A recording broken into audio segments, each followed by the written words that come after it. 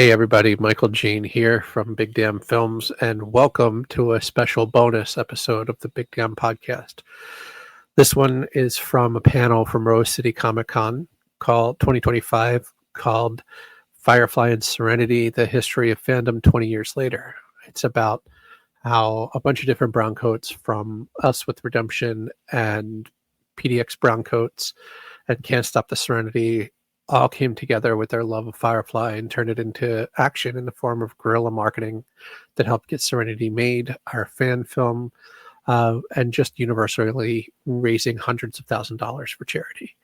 I want to give a quick thanks to the PDX Guild of Geeks and Geek the Halls for flying me out to be a part of this. I couldn't have done it without them and my amazing wife, Jennifer, still recovering from the stroke a bit, but their support made it really, really easy. So let's get into it.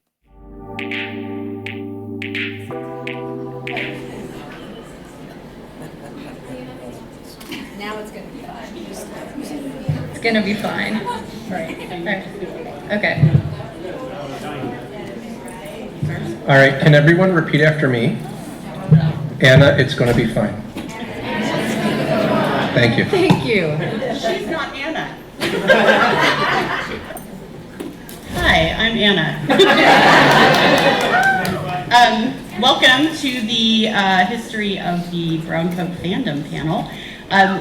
This was a panel that just kind of came together because this fandom, the show, is 20 years old this year.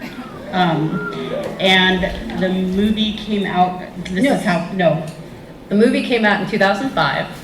The show came out in 2002. The movie is 20 years old. The show is 23 years old. Which is not as auspicious. The show can drink. Yeah. But we were thinking about the particular specialness of the Browncoats and the fandom that grew out of the show and the movie, and just how unique it was. One series of episodes and one movie created a global ground roots effort to bring people together, to do good work, to have events and form relationships. And it was really we were talking about this earlier at dinner, it was really in part because of the way the internet existed at the time. We should probably introduce ourselves. Yes, we should. So, starting at this person I'm Anna. We're going to start with her over here. All right. Hi, my name is Kara Helgren. I am I'm a member of PDX Guild of Geeks. We were formerly PDX Browncoats. Now we're just in more fruity flavors. You're still next. Hi, I'm Anna. You should have turned your name into a drinking game. Yeah. I am the secretary of PDX Guild of Geeks, and I am the person who started Geek the Halls, if you're familiar with that. And also, if you showed up for Queer Quest, that was me. As this says, I am seat 2, delegate 2. I'm kidding. My name is Michael Jean. Yes, that is my last name. I am the writer and director of this nice little movie called Browncoats Redemption. Your pity is noted. That movie raised $200,000 for charity, did it not? Yeah. Amongst other things. Amazing. Yep. I'm Mike Russell. Two mics next to each other won't be confusing at all. I started out covering the scene as a journalist for the Oregonian and some other outlets back in 2005 in advance of the movie, which was really fun. And afterwards, I kind of just stayed involved as a fan. When I was on a show called Court and Fat Boy, which was a local podcast, we hosted a Firefly at the Mission screening series at the Mission Theater. Did anybody go to that? No? Yeah, right on. Yes, that was fun. And then got involved with my buddy Bill Mudrin. We started a series of fan comics called Serenity Tales, which you can still find on Tumblr, and done a few comics, one of which turned up in the back of Float Out for Dark Horse. So yeah. Hi, I'm Christine Mooney. I'm the member at large for PDX Browncoats, formerly, or now PDX Guild of Geeks, formerly PDX Browncoats. I now coordinate Geek the Halls and when we do other events, and I'm part historian, kind of, I guess, too. So one of the things that I think to get kind of a baseline is to talk about the history here in Portland and how it came to be and how it grew into one of the biggest and most well-known events, Can't Stop the Serenity, and go from there. So I'm going to actually turn that over to Mike Russell and Christine to talk about a little bit because they were there at the beginning. Hold on, can I ask, who has attended a Can't Stop the Serenity by show of hands? Awesome. Thank you. Okay. Let's make the nurse talk. So the movie came out, was kind of doing okay, and was Bix one true Bix at that time, or just Bix? He was the one true Bix. Okay, so he was a blogger and things like that, and a big brown coat, and really enjoyed Serenity. And he had this idea to just really kind of keep the movie in everybody's, being able to see it a lot. And so he started a website called Can't Stop the Serenity, and it listed where Serenity was playing around the world. So from September of 2005 all the way into 2006. The last couple screenings in the Portland area, I think, were like at the Laurel Thirst and stuff. And in those, we would go do that, and then we'd go sit and drink too much coffee or too much beer or something like that. Occasionally we would get in, there is still a really wonderful woman named Sarah, and she had a van because she had a family, and she would take us all around places. And so after a screening, we would go to these things, and how are we going to keep this going? How are we going to keep this going? And Bix had the idea, why don't we do a screening for charity? Prior to even the movie coming out and the previews of the movies that they did, they actually did get permission. They did do a screening of an episode or a couple of episodes at one of the old theaters in downtown. So they had done that also to kind of raise money for charities. And that was before any of us were nonprofit or anything. But basically that was the idea. Why don't we screen the movie and try to raise money for charity just to kind of keep this going? It really means a lot to all of us.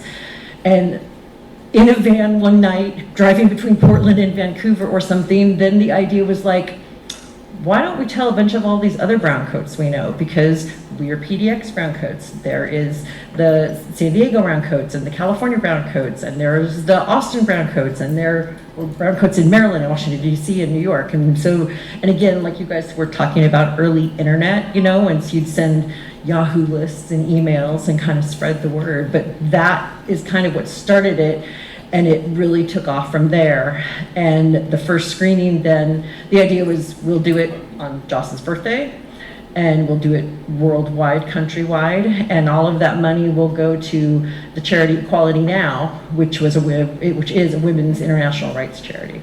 But it really started as this idea in Portland one night, just wanting to keep this going, this community that was kind of coming, like Fandom and Geekdom were kind of growing just the tiniest bit back then, and you found people like you and kind of kept going. Yeah, the only thing I'd add to that, it was beautiful, is it was wonderful to watch. So a lot of times, this speaks to the quality of that scene. The fandom was much like the show. It was like full of crafty people who really like to get things done, very bootstrappy, it was really beautiful. And that was one of the genius things, was that you were trying to keep it alive, but you found the most unselfish way possible to keep it alive, which I thought was super beautiful. Yeah, kind of for us for a lot of us, especially me, it was kind of like it was geeking for good. And out of that idea then we got in touch with Cinema 21, and that's where the first screening was that first night. And we were like, please let people show up. Please let people show up. We were all kicking in our own money to do the beginning parts of it. We had an artist create some art and do some t-shirts and stuff like that. And it sold out, and it was packed. And it just started that thing of, oh, we've got something. We got through this. And actually I have the note the very first year. So in 2006, There were 41 participating cities in 5 different countries, and we raised almost $66,000 worldwide, which in 2006, with a lot of people just starting with their own money and stuff, that's a pretty good start. And it went way beyond that.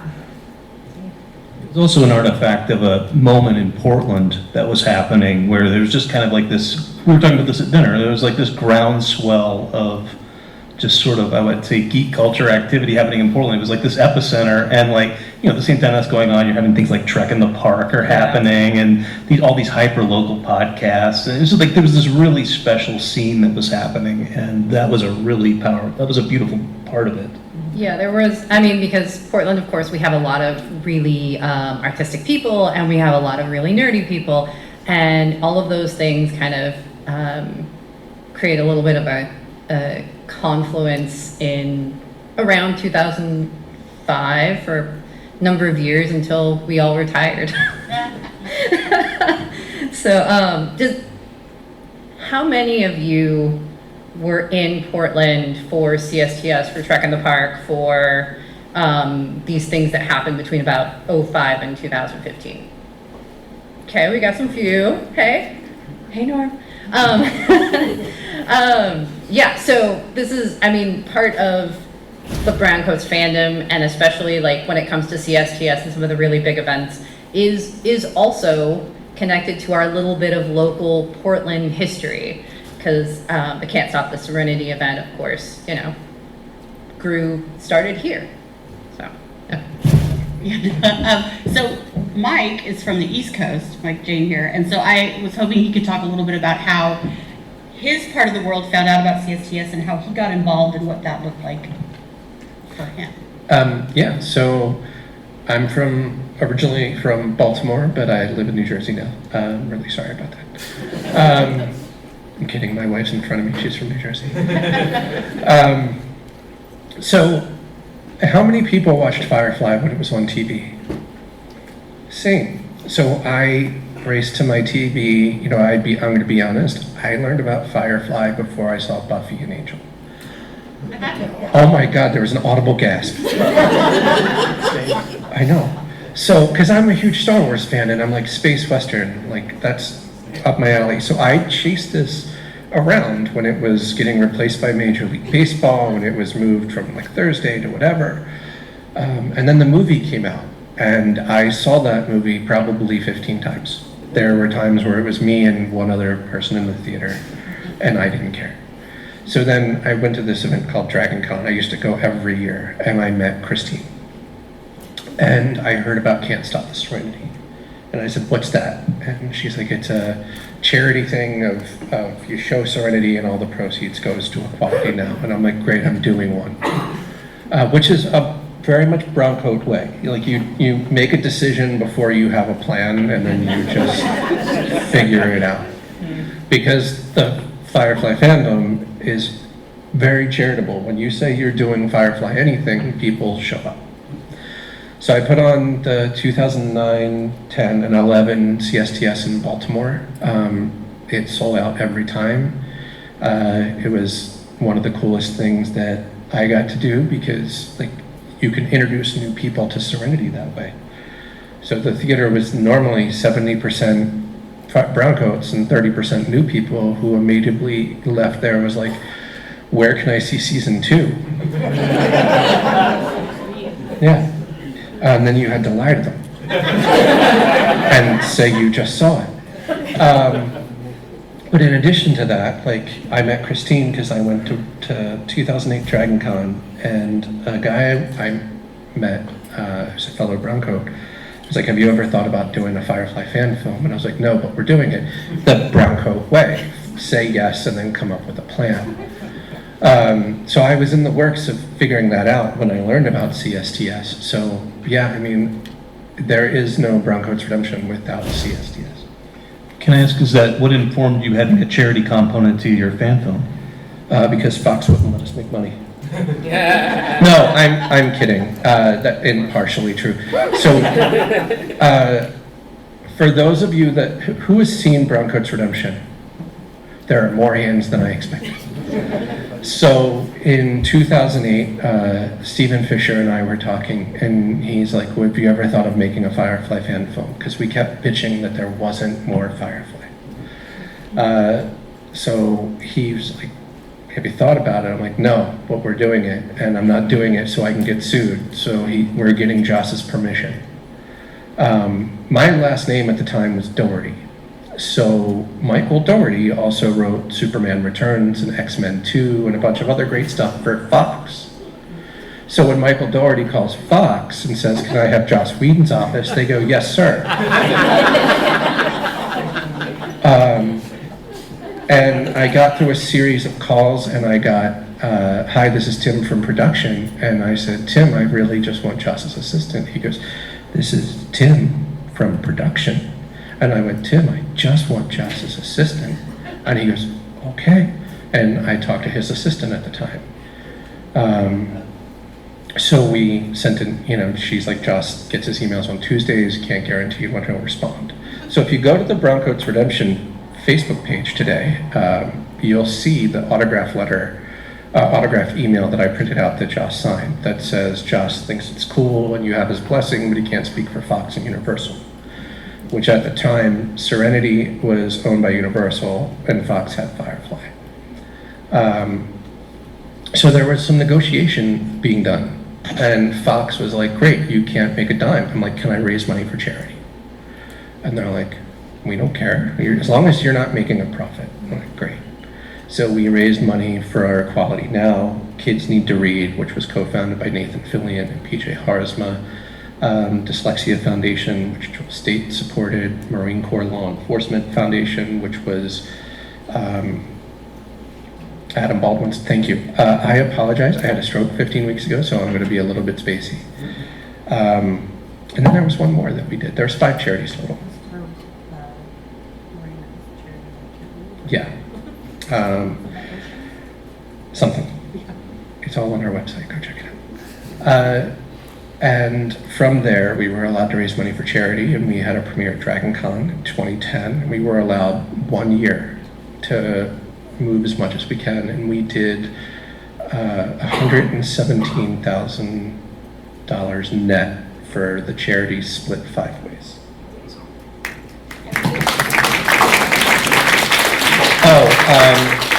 And the close on that Tim story is at Dragon Con, the year our movie came out.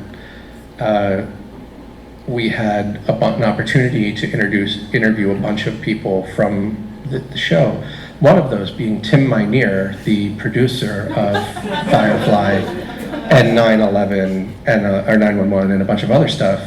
Who, when he and I did an interview on the bonus features, and he goes, "Hi, I'm Tim from production." So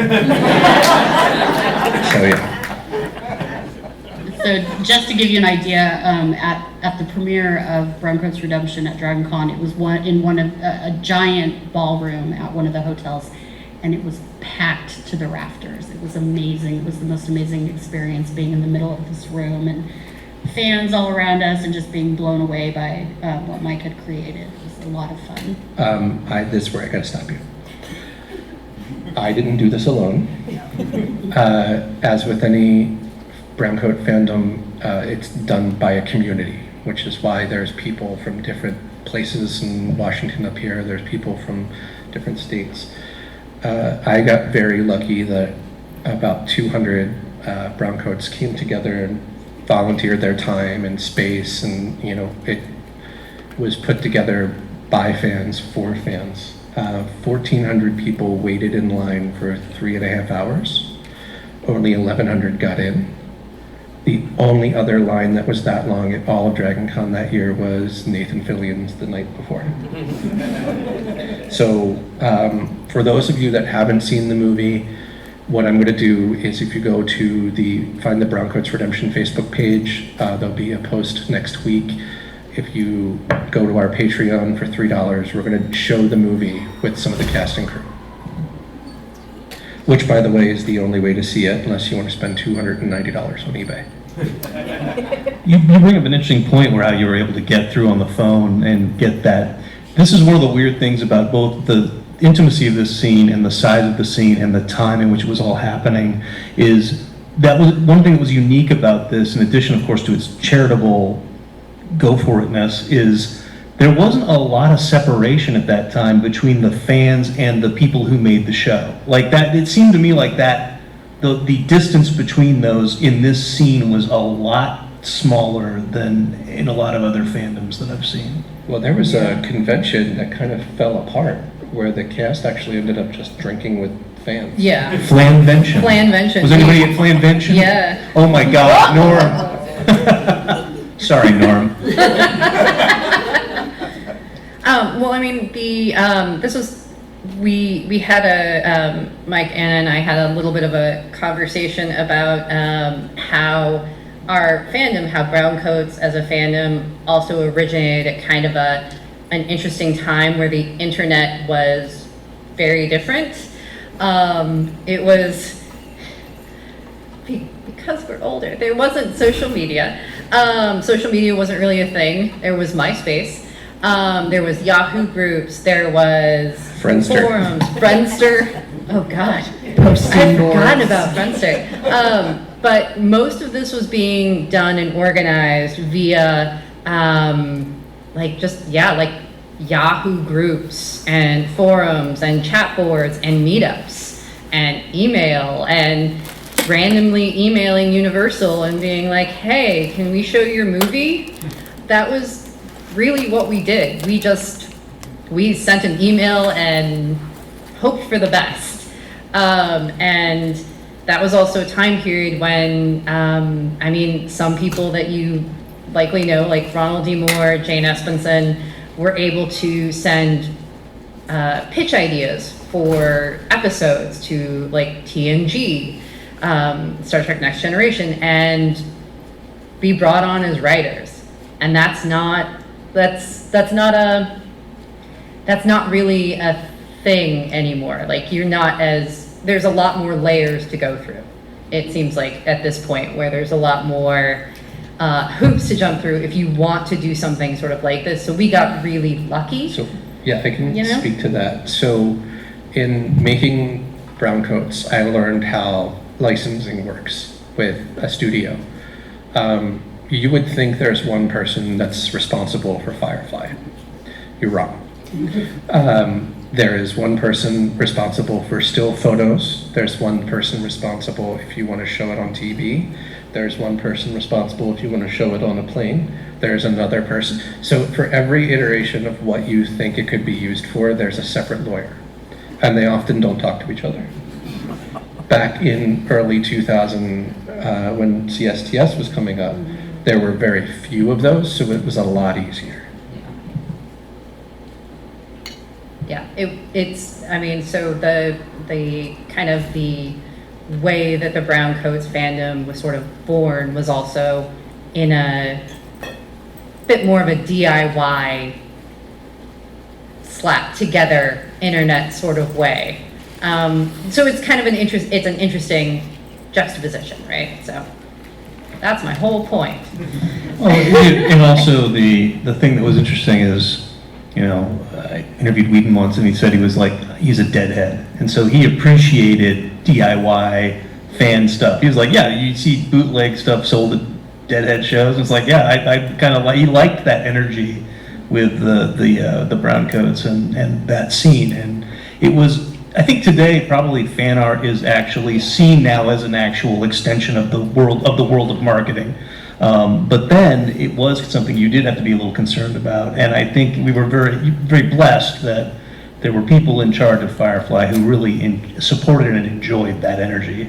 Unlike, say, Disney. Yeah, Well, exactly. I mean, that's where there are three fandoms that I know of that have that kind of community, which is Star Trek, Star Wars, and Firefly. Like where the cross section between fandom and the product actually exists.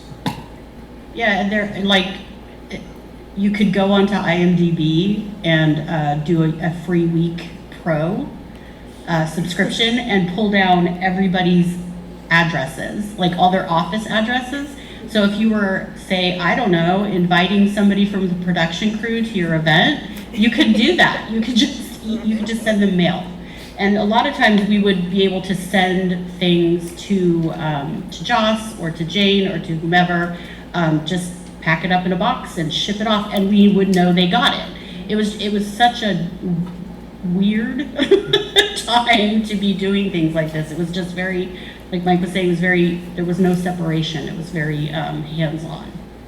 I mean, just that marketing plan they had for Serenity, where they're like, let's show the work print with the template special effects 5 times in different parts of the country. I don't think I've ever heard, maybe you know something I don't, but I don't think that's ever been done before or since as a marketing plan. Not as it's generally like they call it like a test audience, and it's generally something you get part of if you're walking through, well, God, I'm gonna date myself.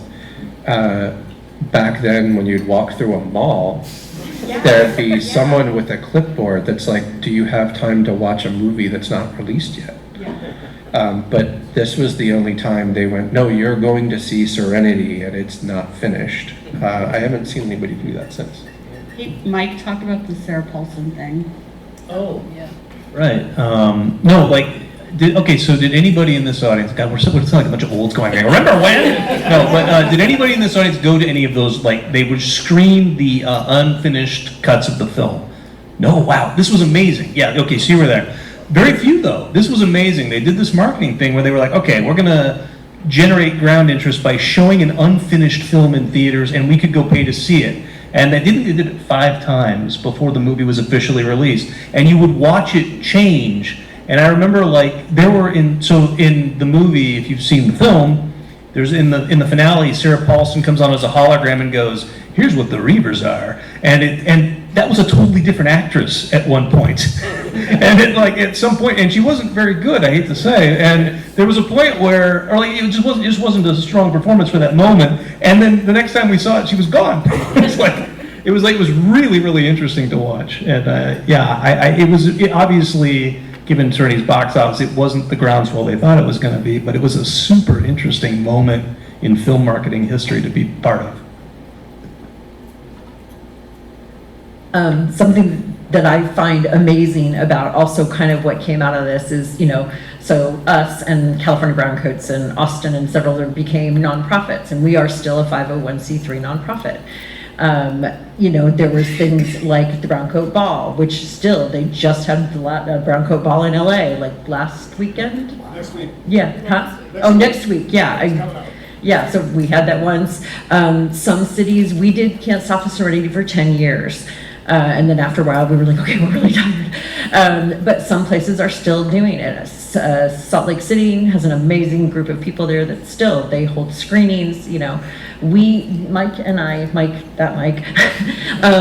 so they took Browncoats Redemption to a bunch of different conventions around the country. Well, And countries. And countries, yes, and countries, yeah.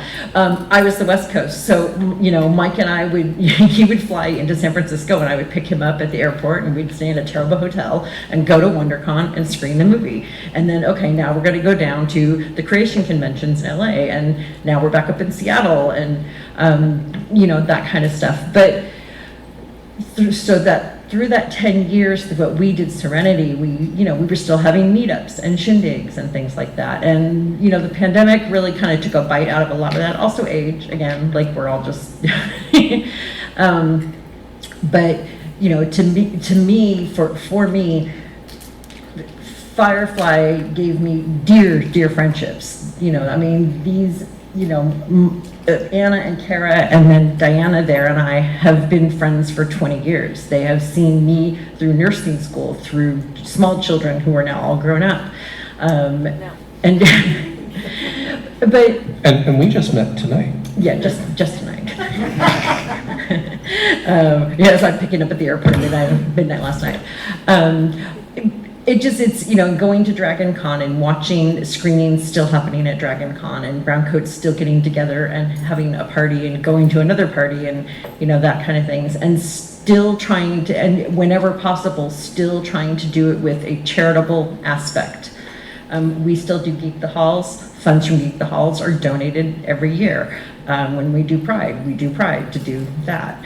And I know that there are other groups out there still doing that, but also we're seeing that in lots of other fandoms now, and so many mixtures of fandoms and things that I don't know anything about, but I see, the next generations and, people I know who've moved on to something else, and they're doing a screening or making a book together or making a cookbook or just and then turning around, and whatever funding comes out of that is being donated to people who need it more than us. So I have a real quick question.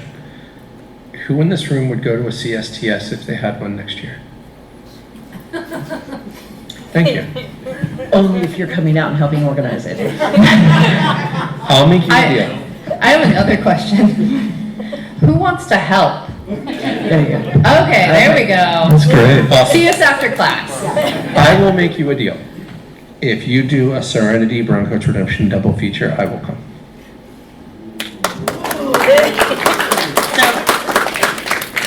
Okay. And It's gonna be fine. I'll bring snacks.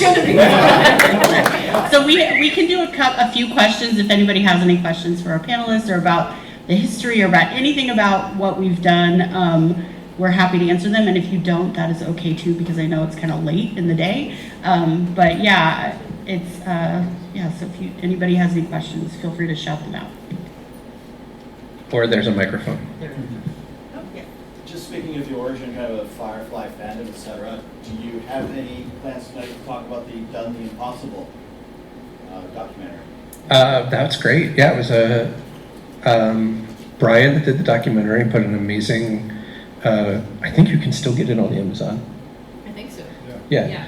I If you think haven't seen it yet, go to Amazon, get Done the Impossible. It's a really beautiful documentary. Brian, who made the documentary, is actually one of the captains in Browncoats Redemption as a cameo. It's a beautiful tribute to the fandom. So please check it out. I have a question. So you made a fan film 20 years ago when that was a more difficult thing to do. I made a feature-length fan film So the when thing it was more difficult to do. So today, the tools, especially since the advent of the iPhone, the tools of filmmaking have gotten cheaper and smaller and easier. Yeah. So and really just like the world of making these things is more convenient. What if you were doing it today? Jesus. What would you do differently? One, that's a loaded question. Two, if I was doing it today, it would be so much easier. So when we filmed it in 2009, to get those 200 people, I had to go to conventions every weekend all around the United States, collect emails on paper, because I couldn't be like, what's your Snapchat? Like, that didn't exist. We would have done millions if we could put it out now. We did really well for 2010. The phone that I'm recording this panel on right now has all the capability the camera I used in 2009 had. So if you are an inspiring filmmaker, you have an amazing amount of technology at your fingertips right now, more than I ever had, on your phone. Between YouTube, your phone, everything in between. What would I do differently? Holy shit. That's a whole separate panel. Here's what I wouldn't do differently. I think that's an easier question. I wouldn't have done it without the fandom. I wouldn't have done it without involving people who love Firefly. Like, you can't do that. It's impossible. I got really lucky. We had like less than a handful of people who had professional film experience. Everyone else, including myself, had never made a movie before. So when I tell you the Browncoat way is make a plan and figure it out later, I sat in a Starbucks and decided we're going to do it, and then figured it out down the road. What would I do different? We would have gotten the 2 cameos I really wanted. So for those of you that don't know, Adam Baldwin made a cameo. Michael Fairman made cameos. Greg Edmondson, who did the score of Firefly, donated a track. We had 2 cameos that I really, really wanted that we couldn't for time and technical reasons, that if we did today wouldn't be a problem with the phone. And yeah, outside of that, it's now that you asked that question, I'm like, holy shit, what we accomplished in 2010. Yeah, that's it.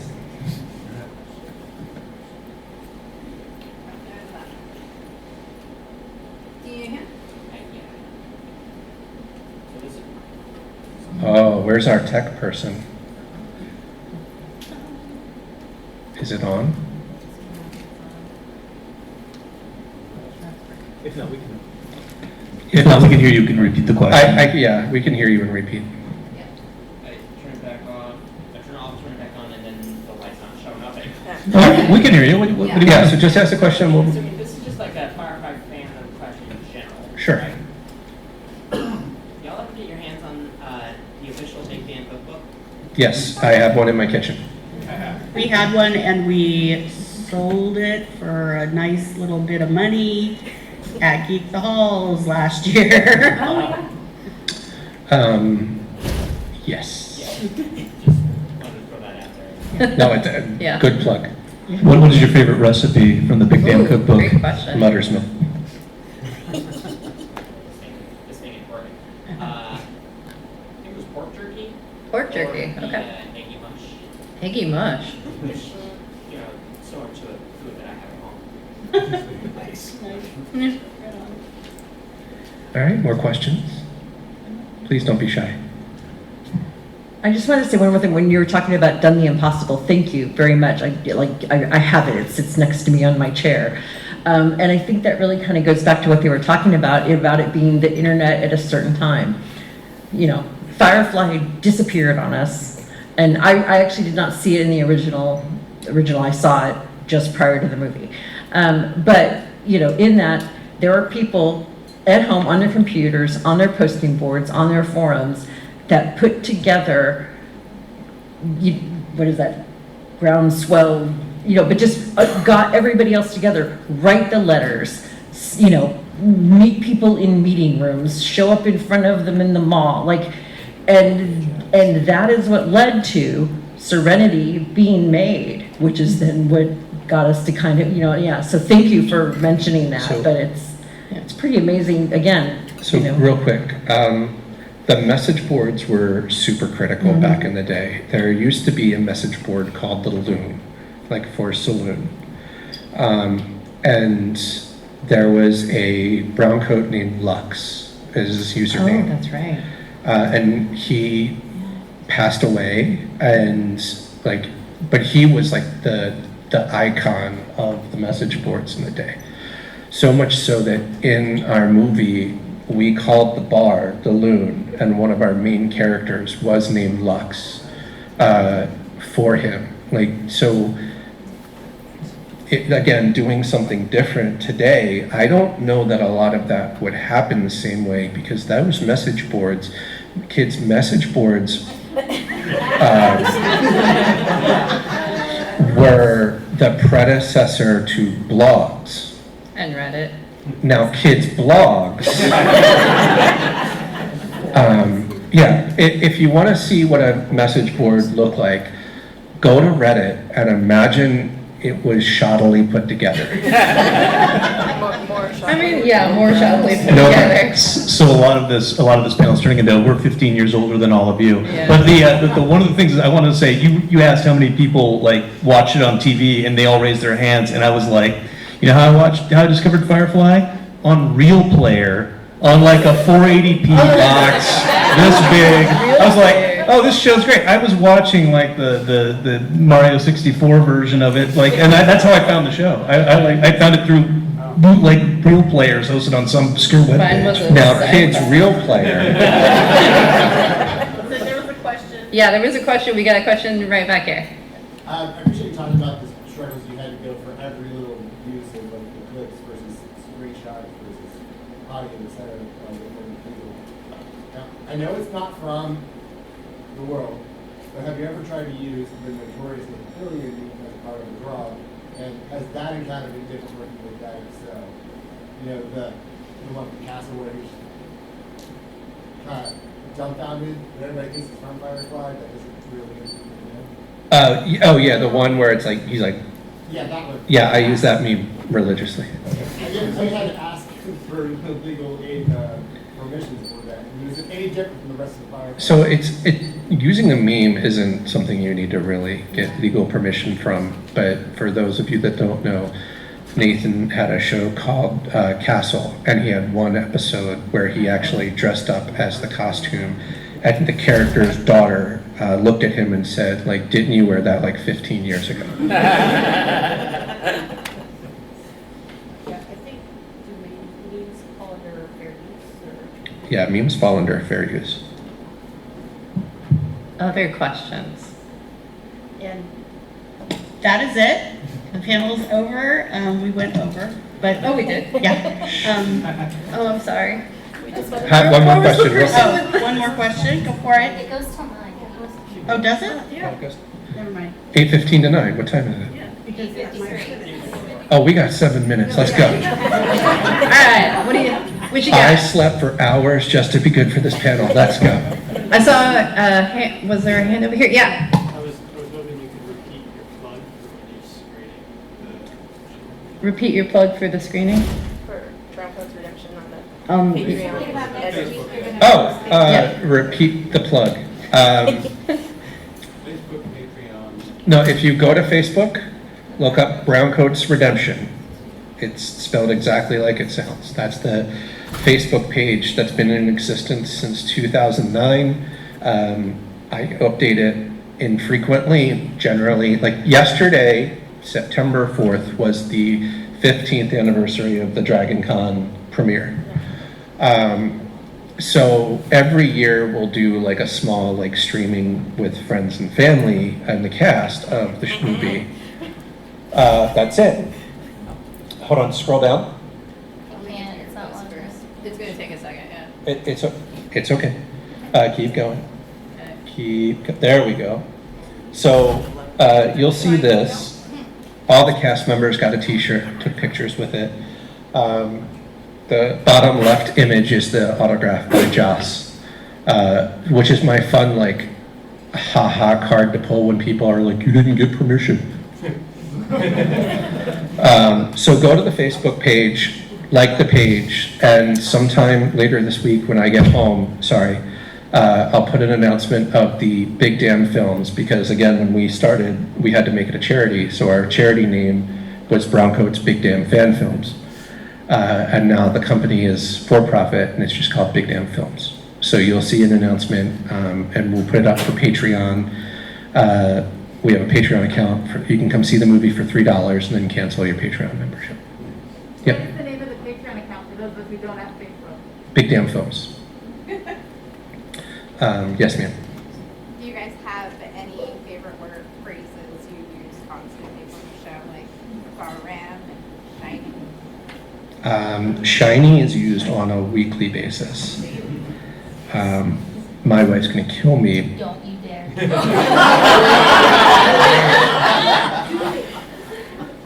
So I have a phrase that is the most offensive thing you could say in Chinese in my movie that one character says to another. And my wife's going to kill me. So No, it's fine. You can say it. who knows Mandarin? As long as you're one. Just the one. So in Browncoats, the whole thing is it's like Star Trek: The Next Generation, new ship, new crew, same universe. So they hire You're fine. they hire a pilot, and the pilot and the captain like get spicy with each other verbally, and the pilot looks at the captain and says "Dani ma," which is literally the most offensive. I asked for the most offensive thing you could say in Chinese, which is not going to be said in this room because I think I saw a minor. But yeah, shiny is used indiscriminately. I I swear by my pretty floral bonnet. I'm a nurse and I worked in critical care for a while, and at some point in time there was a code going on and stuff like that, and we, things went well and walked out of the room, and I don't know who said it, but somebody said something about like, oh, we're heroes, and I was like, ain't we just? and like everyone like, what the hell? And one person way down the hallway, yes! Seriously starting to damage my calm. It's Yeah, a common one between me and my a lot wife. too. Yeah. Were I unwed, I'd take you in a manly fashion. Who's got more questions? Norm. Question, I was just going to say, the Browncoat Ball tickets go off sale at midnight tonight. All right, so if you want to go to the Browncoat Ball In LA. in LA, get your tickets tonight. I'd like to point out that's one of the few times you'll see me in a button-down shirt. That's fun. Okay. Thanks for coming, everybody. Oh my Yeah, gosh. thank you for coming. Can we get a picture of everybody in the room with the panel? Would that be okay? Would you guys mind hanging out for just a second? Awesome, thank you. Oh, can I do the end of panel thing where we say, like, what you guys change the name of the PDX Browncoats? What do you, if you want to participate online in your community, where do you go? Oh yeah. Okay, so we are currently PDX Guild of Geeks. You can find us every Black Friday weekend at the Doubletree Hotel. We do Geek the Halls. It is a crafty, it is a nerdy craft fair. Let me. 65 crafters, It is free to come shop. Portland's oldest geek craft fair at Holiday Bazaar. She's got to say it every time. Yeah. And then you can also find us, you can find us on Facebook, you can find us on Instagram, you can find us at our website, PDX Guild of Geeks. We're not on Reddit, we're not on whatever they call it now. Oh, we need to be louder than them. Are we on, we're not on Blue Sky yet, are we? Do we need to be on Blue Sky? I don't know. Okay, Okay, we need to be on Blue Sky. I'm going to make it really easy. If you went to the Browncoats Redemption page, there is PDX Guild of Geeks and Geek Dolls tags and everything. There you go. Michael is doing all of our PR because we're terrible at it. But yes, that is where you can find us. Feel free to come and chat with us. We'll be around. Thank you all again so much for coming and enjoying our Nostalgia Fest. And we're going to grab a quick selfie with you Oh guys. yes, that's right. Please don't leave. We're gonna take a big picture. Big damn picture.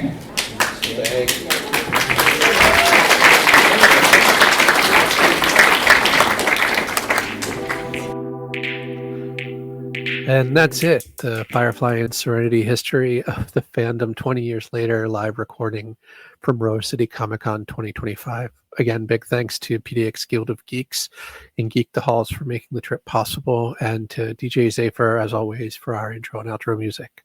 If you like what we're doing here at the Big Damn Podcast, subscribe, follow us on our socials, and join our Patreon to help keep our indie magic alive.